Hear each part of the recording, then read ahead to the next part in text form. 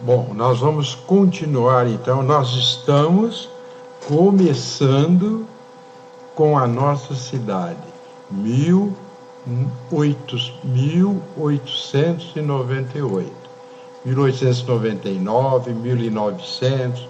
Nós contamos a história da Dona Teresa, que aqui chegou em 1900, e ela me disse, conversava muito com ela me disse que naquela época eram pouquíssimas as casas de tijolo.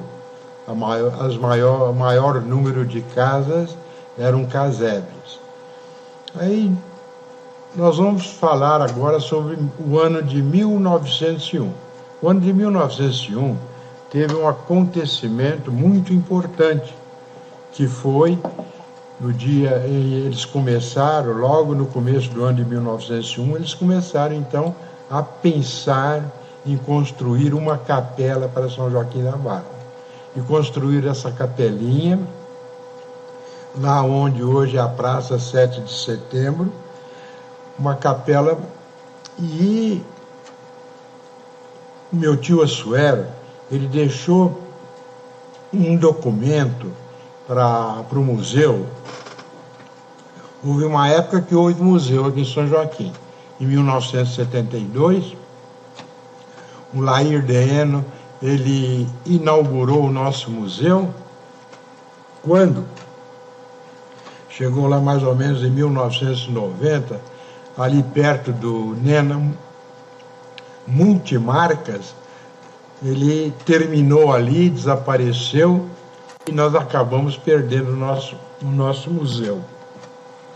Então o tio Assuero deixou nesse museu uma carta que, manuscrita, é uma ata da turma que se reuniu para fazer a capelinha.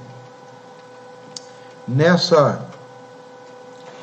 ata assinaram 7 pessoas. Manuel Damásio Ribeiro, que nós, como disse, é considerado um dos nossos fundadores.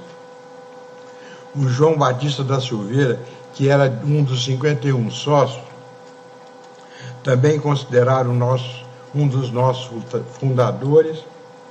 Caetano Gramani, que foi o nosso primeiro farmacêutico. José Marcelino da Silva, que era um negociante que tinha uma casa comercial ali onde hoje é a Rádio São Joaquim.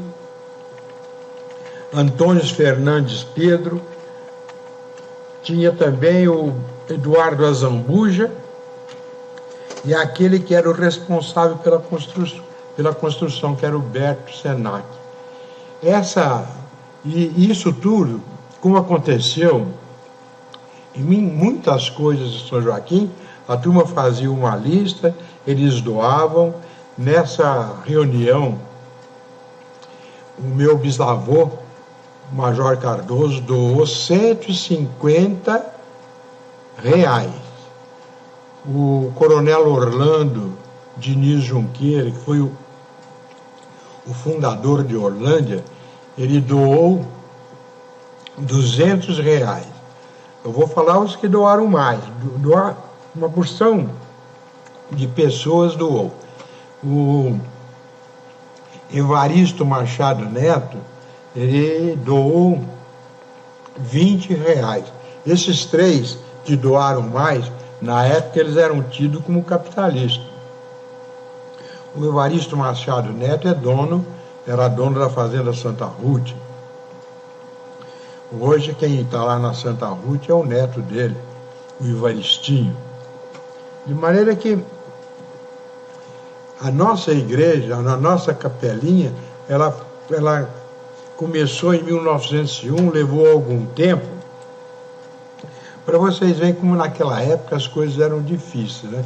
Para construir uma capela, eles demoraram mais ou menos uns 2 ou 3 anos para ir do início até o final da mesma. Mas, e como era a nossa praça naquela época? Nossa praça era completamente deserta. Não tinha planta, não tinha nada. Quem plantou algumas magnólias lá foi em 1906. Meu tio-avô, o tio Assuero, o tio Aristides, irmão do tio Assuero, é que plantou umas magnólias, mas antes era deserto. Em volta, como é que era em volta? Em volta deveria existir a farmácia do Gramani, que era ali na praça, depois mudou. Na esquina, onde está a farmácia da Santa Casa, ali ficava a casa comercial desse meu tio, Aristides Cardoso. Na outra esquina, ficava uma casa muito grande, a casa que foi construída pelo nosso primeiro médico, José Esmeraldo de Oliveira.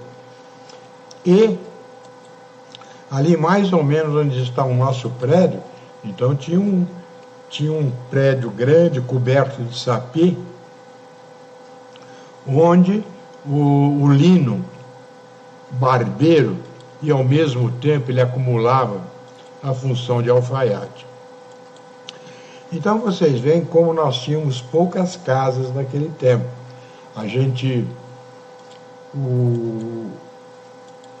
Mas o que aconteceu na época também, não aqui em São Joaquim, mas foi importante, é que em 1901, em Nuporanga, então, apareceu o primeiro jornal do nosso ramal aqui. Esse jornal foi também em 1901, e é nesse jornal que eu pesquisei as primeiras coisas de São Joaquim da Barra. Talvez, se não houvesse esse jornal, eu não poderia estar contando as histórias que eu estou contando. Um fato interessante, o meu tio-avô Assuero e o amigo dele, o neto, eles resolveram, então, uma noite, eles pegaram uma linha preta e amarraram no sino da capela, e quando foi meia-noite, mais ou menos, lá da esquina, eles começaram a puxar o sino e dar uma badalada. Foi um alvoroço no povoado. Todo mundo pensou que nós estávamos cheios, que a praça ali estava cheia de assombração. De maneira que essa é a história da nossa capelinha. Nessa capelinha casou a Dona Teresa. Ela chegou aqui em 1900, com 7 anos de idade,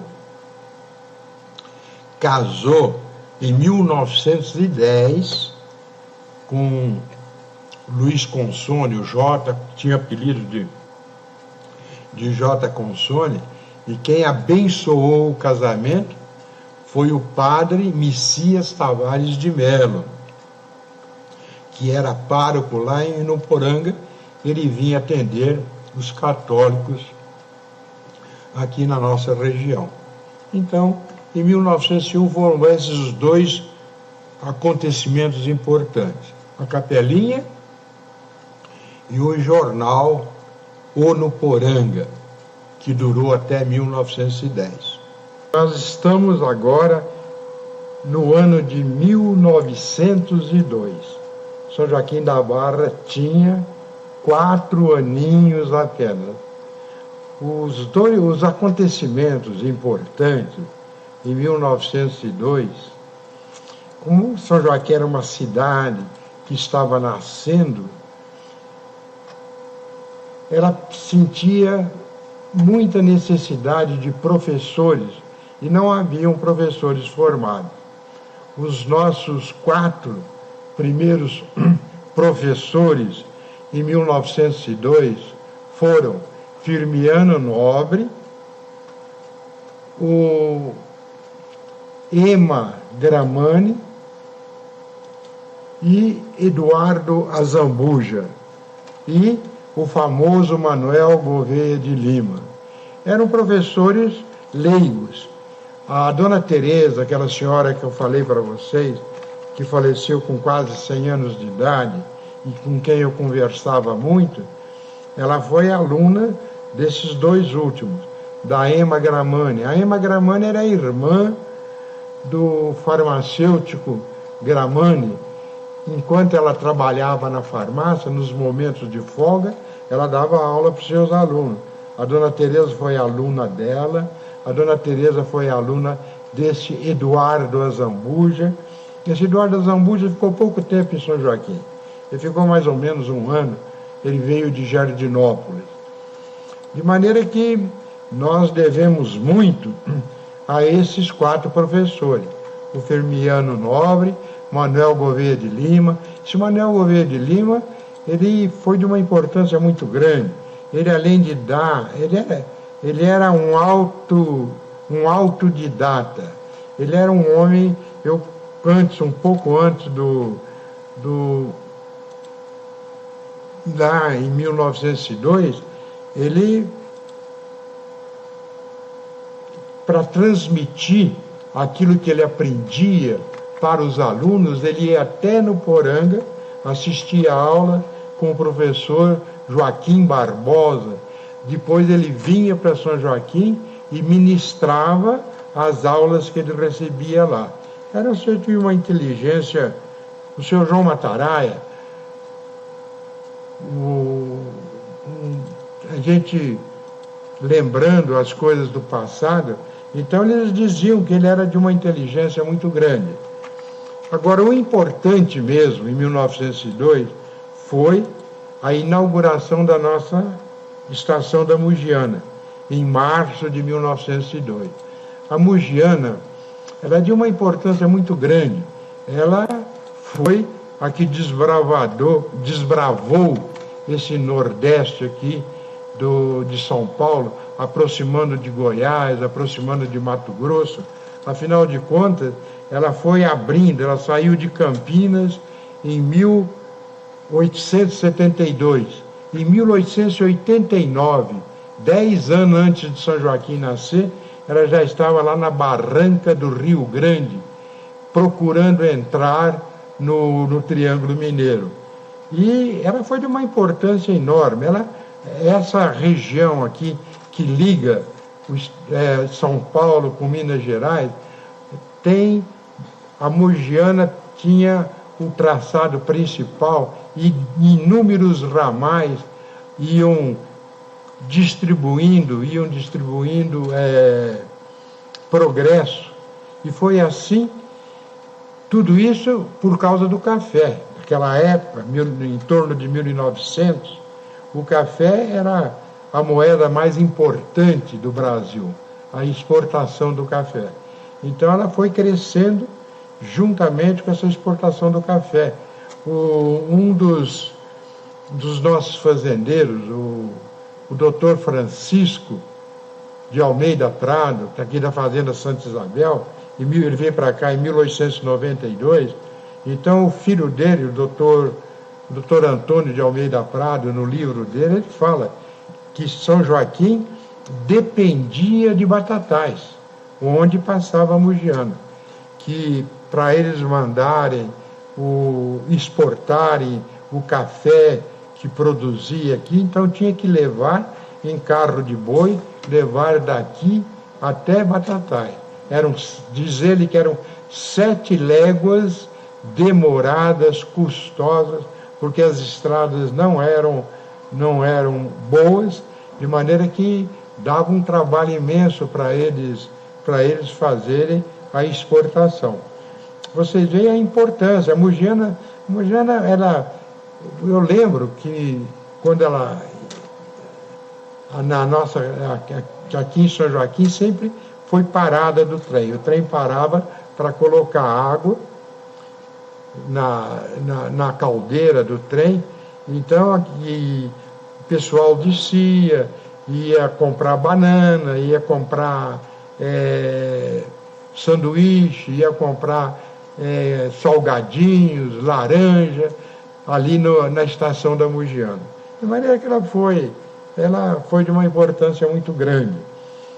E nessa época, em 1902, na inauguração dela, houve muito discurso, muitas festas, o povo muito admirado de ver o trem de ferro chegando, a famosa Maria Fumaça chegando em São Joaquim, coisa que ninguém esperava, aquele grande acontecimento. Então, surgiu então, vinha até banda de música. São Joaquim naquela época não tinha banda de música, 1902. A banda de música começou em São Joaquim em 1903. Veio uma banda lá de Salles de Oliveira para tocar, para animar a festa. De maneira que esse foi o grande acontecimento de 1902, a nossa querida Companhia Mogiana. Essa Companhia Mogiana, graças a um joaquinense, o nosso querido Antônio dos Reis Delmônaco, um arquiteto, professor, ele tem um trabalho sobre a Mogiana em que ele é um pintor, ele desenha, ele é extraordinário e muito meticuloso. Ele tem um trabalho importantíssimo sobre a Companhia da Mogiana que vai ficar na história, porque hoje nós não temos quase nada da Mogiana.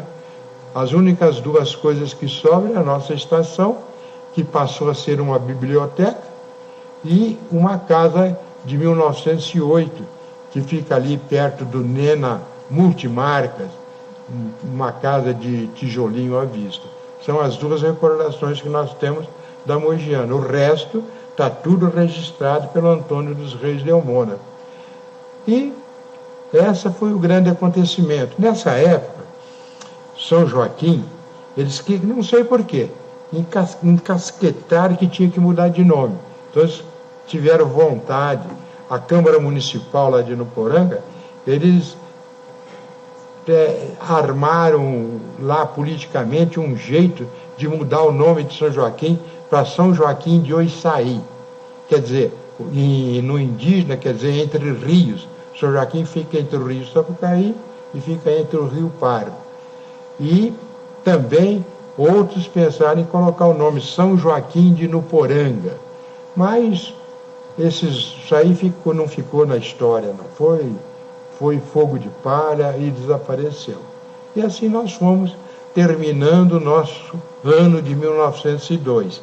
E, para terminar o ano, no dia 6 de dezembro de 1902, São Joaquim foi elevado a distrito. Hoje, todo mundo comemora o aniversário de São Joaquim como dia 30 de maio.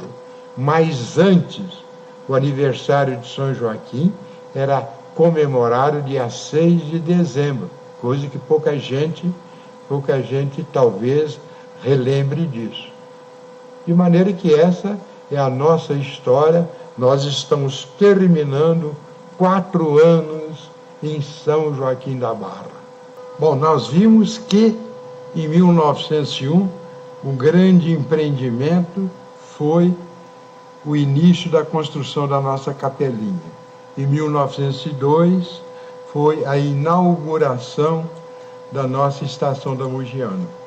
Agora nós estamos em 1903.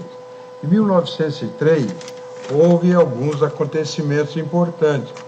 O que antigamente atraía muito a população, já que os divertimentos eram pouco, era a música. Até hoje, né? A música, ela domina o nosso mercado e o nosso relacionamento humano. Mas as bandas de música, naquela época, eram importantíssimas. E elas iniciaram aqui em São Joaquim em 1903. O nosso primeiro maestro foi um italiano, Salvatore Principale. Em 1903, ele veio para São Joaquim. Quando chegou no fim do ano, em 15 de novembro, ele fez a banda desfilar nas ruas de São Joaquim da Barra. Foi a primeira banda desfilando nas ruas de São Joaquim da Barra. E às vezes existe uma certa confusão na análise das nossas bandas. Até 1914, nós tivemos uma corporação que chamava Lira Joaquinense. Mas essa nossa querida Lira União e Trabalho, que até hoje ela nos delicia com seus acordes musicais, ela foi fundada em junho de 1924 e com muito orgulho ela tem a minha idade. Ela já fez 93 e eu estou fazendo quase 93 anos de idade. O segundo evento importante em São Joaquim foi a nossa primeira eleição. Em 1903, houve a primeira eleição em São Joaquim da Barra, para juiz de paz. E foi eleito um médico baiano que veio de Nuporanga, José Esmeraldo de Oliveira. Esse José Esmeraldo de Oliveira, ele construiu uma casa, aquela casa ali na Praça 7 de Setembro, aquela casa onde até há pouco estavam os calçados Pifat, de maneira que aquela casa, na época, era a melhor casa de São Joaquim da Barra. Era essa casa do Dr. José Esmeraldo de Oliveira e a casa do Manuel Damásio Ribeiro. De maneira que em 1903, a música, a eleição e, finalmente, o grande acontecimento que aliviou um pouco ou muito a vida do joaquinense é que foi inaugurado o nosso cemitério. A inauguração do nosso cemitério também é de 1903. O nosso cemitério tinha as medidas, vocês veem hoje a diferença, né? Ela tinha medida de 50 metros por 50 metros, 2.500 metros quadrados.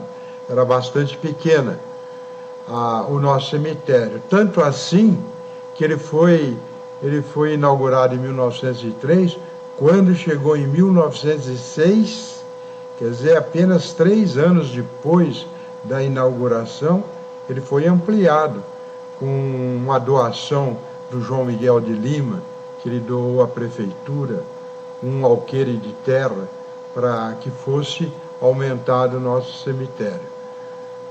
O nosso cemitério, lá estão os meus ancestrais. A minha trisavó, que era mais conhecida por Cia Cardosa, ela morreu em 1909, está enterrada lá. Ela é mãe do meu bisavô, o Major Cardoso, que está enterrado lá também. Lá está também a minha avó, Alice Cardoso de Oliveira, e meus pais, Jerônimo Garcia Faleiros, que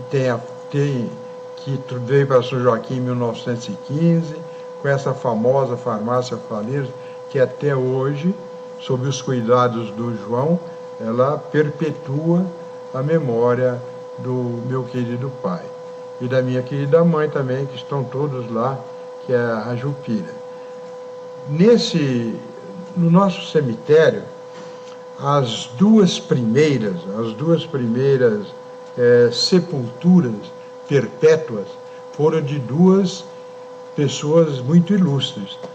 A dona Genoveva, que era esposa do coronel Orlando Diniz Junqueira, o fundador de Orlândia, e também que está lá perto da minha trisavó. E também a dona Maria de Paula, que era esposa do famoso Capitão Chico.